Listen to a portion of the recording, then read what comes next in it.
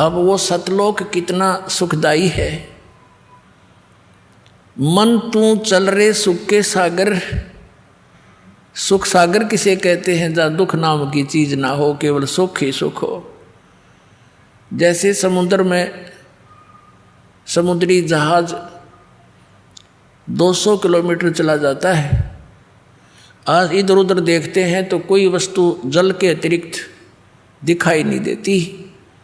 जहाँ देखे वहाँ जल ही जल, जल ही जल, जल ही जल दिखाई देता है। इसी प्रकार सतलोक के अंदर बताया परमात्मा के ने, और साथ में उन महापुरुषों ने जिनको वो लेकर गए थे, गवाह बनाए, प्रत्यक्ष दृष्टा बनाए, उन्होंने बताया कि वो सुख सागर है। वहाँ कोई दुख नाम की वस्तु नहीं, कहीं पर भी। शंखों लहर मेहर की उपजे, और कहर नहीं जा कोई, दास गरीब अचल अविनाशी, और सुख का सागर सोई। अब क्या बताते हैं गरीबदास साहिब जी, परमात्मा के प्रत्यक्ष दृष्टा, भगवान को देखकर, वहाँ के स्थान को देखकर। जैसे पुण्यात्माओं दास के साथ तो बहुत बार बनी है ये कहानी।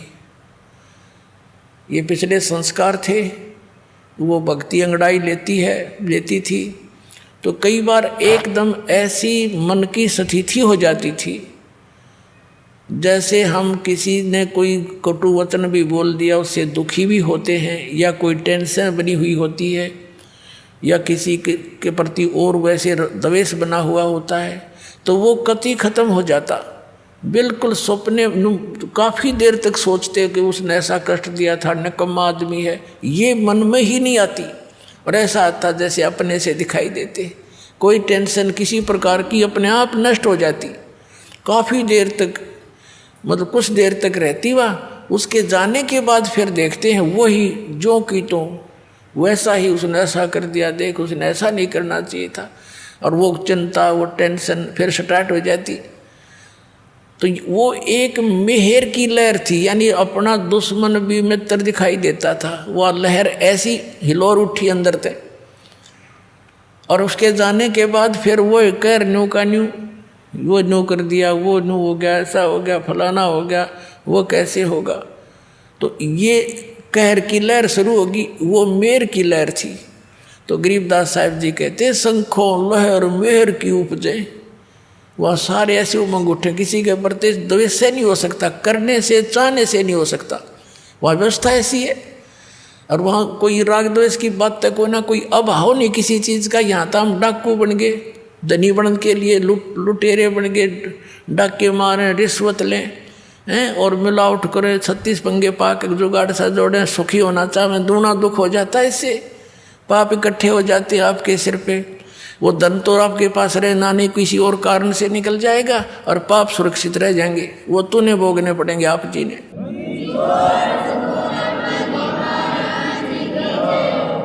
अब परमात्मा क्या बताते हैं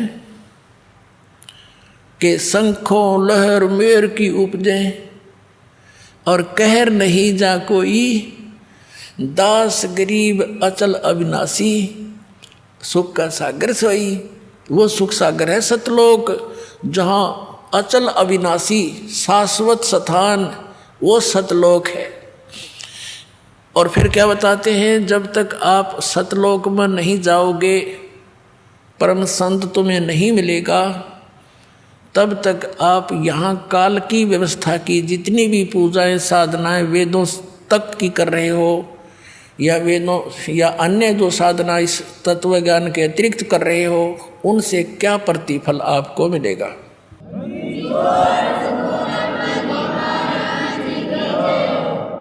क्या बताते हैं, कोट जन्म तन बरमत हो गे, कुछ ना हाथ लग्या रे, कुकर सुकर खरबया बोरे, कौवा हंस बुगारे।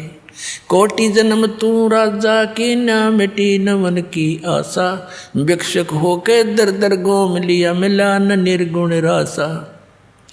इंद्र कुबेर ईश की पदवी, ब्रह्मा वरुण धर्मराया, विष्णुनाथ के पुर को जाके तू फिर भी वापस आया। असंग जन्म तन मरता होगे, जीवित क्यों न मरे रे, द्वादश मध्य महल मठ बोरे, बहुर न दे धर रे। दोजक भिष्ट सभी ते देखे राजपाट के रसिया, तीन लोक से तरपत नाही ये मन भोगी खसिया। सतगुरु मिले तो इच्छा मेटे पद मिल पदे समाना, चल हंसा उस लोक पठाऊं जो आदि अमर अस्थान। चार मुक्ति जहाँ चंपी करती माया होरी दासी, दास गरीब अभय पद पर से वो मिले राम अविनाशी। अब क्या बताया है कि जो साधनाएं आप करते रहे सतनाम और सार नाम के अतिरिक्त, उससे आपको क्या मिला? कोटि जन्म तो भरमत हो गए, कुछ नहीं हाथ लगा रे। कुकर कुत्ता सुकर सुअर खरगदा, कुकर सुकर खरबया बोरे कौआ हंस बुगारे। कोटि जन्म तू राजा की ना, कोटि जन्म तू राजा की ना, मिटी न मन की आशा, और भिक्षुक होकर दर दर घूम लिया, ये मिला नहीं निर्गुण रासा। क्या बताते हैं गरीबदास साहिब जी अपने परमात्मा को साक्षात देखकर?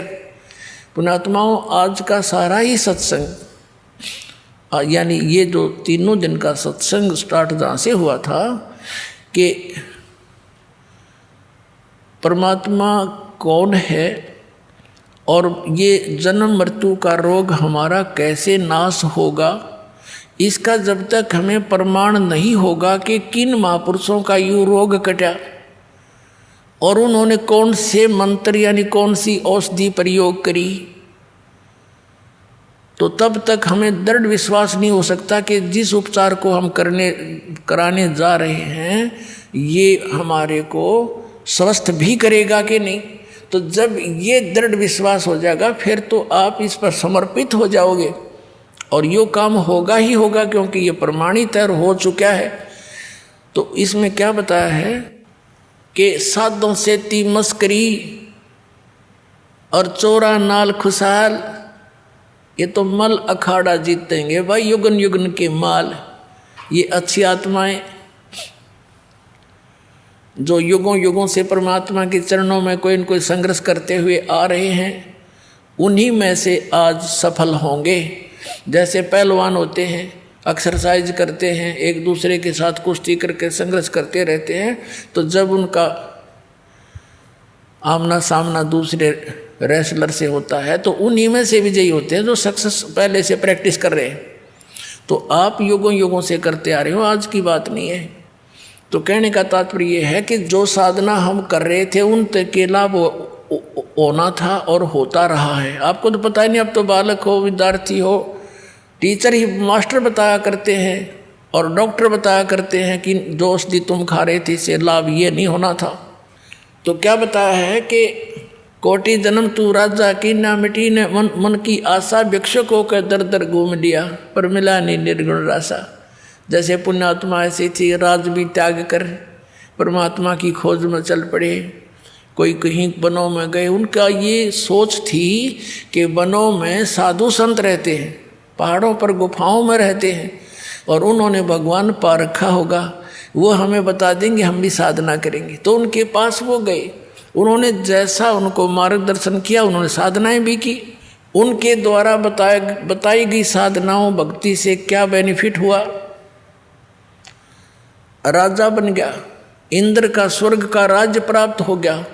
लेकिन समय जब पूरा हो गया उस राज्य का, उसके पुण्य समाप्त हुए, तो फिर पृथ्वी पर आ गया, फिर पृथ्वी पर राजा बन गया।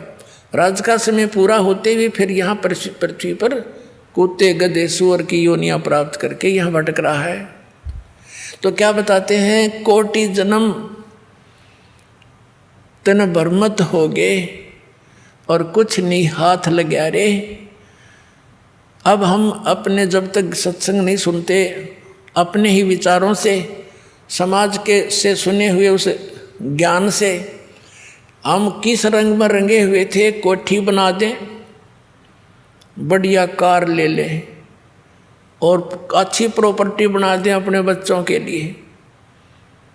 अब उसकी मृत्यु होगी, वो कोठी और वो कार उसके के काम आई? कुछ दिन के बाद बच्चे भी दुर्घटना से या कोई रोग से मर गया, कोठी वहीं रहेगी। तो कहने का भाव यो है, परमात्मा कहते हैं कि कोट जन्म तन बरमत होगे, कुछ नहीं हाथ लगा रे। या मृत्यु होगी, पुण्य पाप के आधार से स्वर्ग और नरक में गया, वहाँ अपने समय का जितना निर्धारित था स्वर्ग का पूरा किया, फिर नरक का निर्धारित समय पूरा किया, फिर 84 लाख योनियों को भोगने के लिए पृथ्वी पर, और पृथ्वी पर आ गया तो फिर कुत्ता बन गया। कुत्ते का समय पूरा होते गधे की योनि में, गधे का पूरा होते फिर सुअर की योनि में। अब यहाँ गरीबदास साहिब जी ने बताया है, आगे गए ना बावड़े और रहते भी सब्जा, बावड़े माने वापस आए, और रहते भी सब्जा, और बिन साहिब की बंदगी की तो ठोर ठिकाना ना। अब जैसे यहाँ पुण्य पाप किए, पुण्य के आधार से स्वर्ग गए, अभी आपको बताया स्वर्ग का समय पूरा होता है, होते ही जबर बाई फोर्स, जैसे यहाँ जबरदस्ती मृत्यु आपकी की जाएगी, ऐसे जबरदस्ती वहाँ से मृत्यु करके आपको नरक के अंदर, नरक का समय पूरा होते फिर का चलो गधे की योनि में, गधे का समय पूरा होते चल कुत्ते की योनि में, उसका पूरा होते चल सुअर की योनि में। तो पुण्यात्माओं फिर एक टर्न वाइज एक नंबर एक मनुष्य जीवन फिर से मिलता है प्राणी को 84 लाख योनियों के कष्ट भोग कर। तो उसके अंदर अगर संत नहीं मिले और ये मार्ग नहीं मिला तो फिर वही चलो चलो वो उसको लू में फिर गिर जाओगे। पूरा प्रोसेस है ये 84 लाख योनियों के अंदर घूमने का। तो इसके लिए बताते हैं कि कोट जन्म तन भरमत होगे, कुछ ना हाथ लगा रे, और कुकर सुकर खरबया बोरे, कौवा हंस बगारे।